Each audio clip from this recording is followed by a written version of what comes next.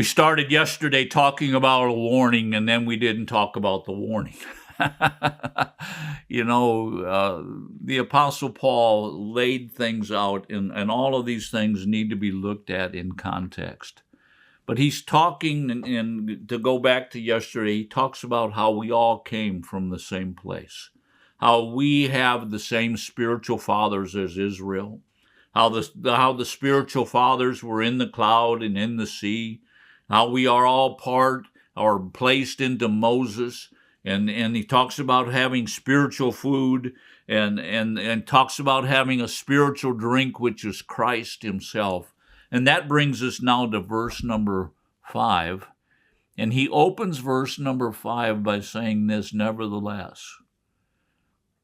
What's he talking about? He's saying, you know what? There was a time where Israel was just experiencing all the great things of God. They were experiencing what we would call salvation. Not the same type of, or actually the same type of salvation, but not the same salvation that we experience as believers. But they were experiencing the presence of God and the protection of God, the provision of God. They were experiencing all of these things, but nevertheless, in other words, something needing to be added to this equation. Nevertheless, with most of them, now notice he says with most of them, not all of them, but with most of them, God was not pleased. Now, I didn't stop there because I forgot what I was going to say. I want you to understand, God wasn't pleased with Israel. Why wasn't he pleased with Israel? They were experiencing all the goodness of God. Why was he not pleased with Israel? Well, we're going to find that out.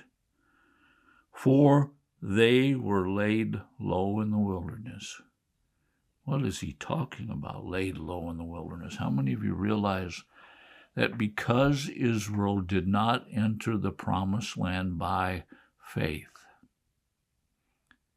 God laid every one of them except two, Joshua and Caleb, but he laid every one of them low. The wording here would tell us that their corpses were laid out in the wilderness. They died. Verse number 6. Now these things happened as our example. What's Paul saying?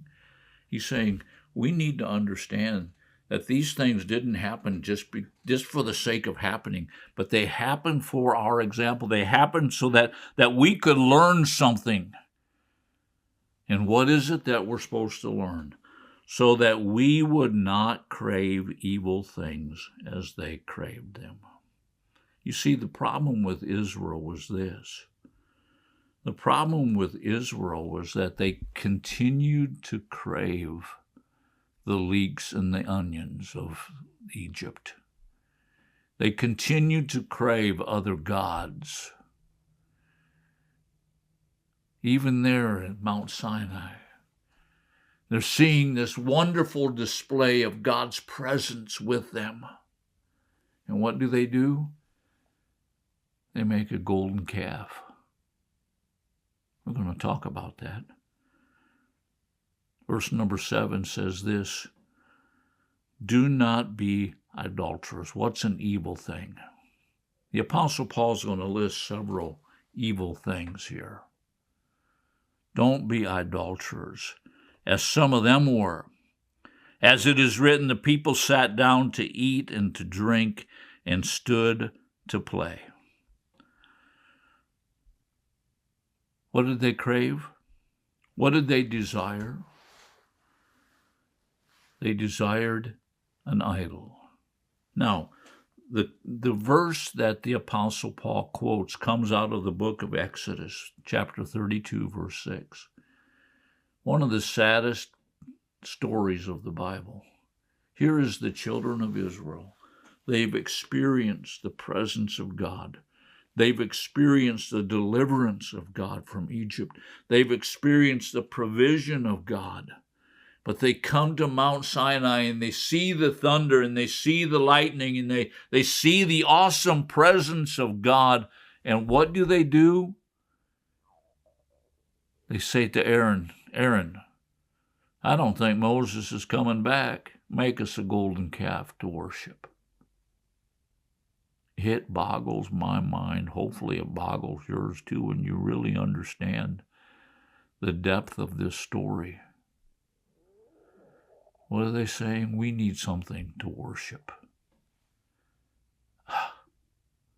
Here is God in display. But because of evil cravings, because of evil desires on the inside of them, they say, you know what? We need something else to worship. And then the Apostle Paul continues on. Verse number 8. Let us not act immorally. First of all, don't be idolaters. Number 2, let us not act immorally as some of them did. And 23,000 fell in one day. What's he talking about? He's talking about, quoting here or giving reference to Numbers 25. In Numbers 25, the Israelites married the daughters of Moab.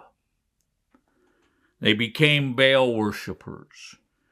And what happened? Because of their immorality. And by the way, the worshipers of Baal were tremendously immoral. All kinds of immorality going on. And what did the Israelites do? They joined right in. Here's God's people. God has done miracles for them. And what do? They go, because of an inward craving, they go over to immorality. And God kills 24,000 of them. Then the Apostle Paul continues on. Verse number 9. Let us not try the Lord as some of them did, and were destroyed by serpents. This story is Numbers 21. The people tried the Lord. They were impatient with the Lord.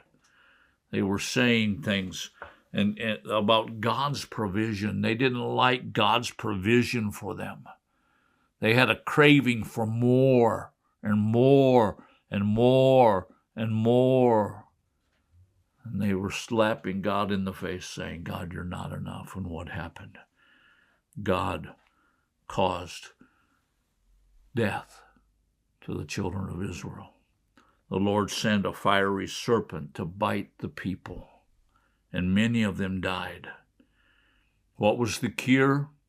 God said to Moses, make a serpent of bronze, and every time that they looked up to the serpent of bronze hanging on a pole, they would be healed.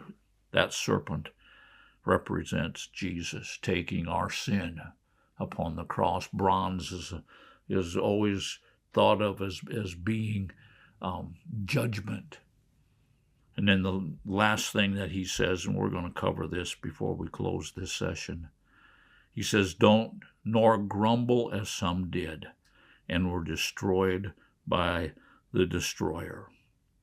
Here the Apostle Paul is making reference to Numbers 16, where the Israelites grumbled about God and Moses, and God sent a plague, and he killed 14,000 of them. These things are given to us as warnings.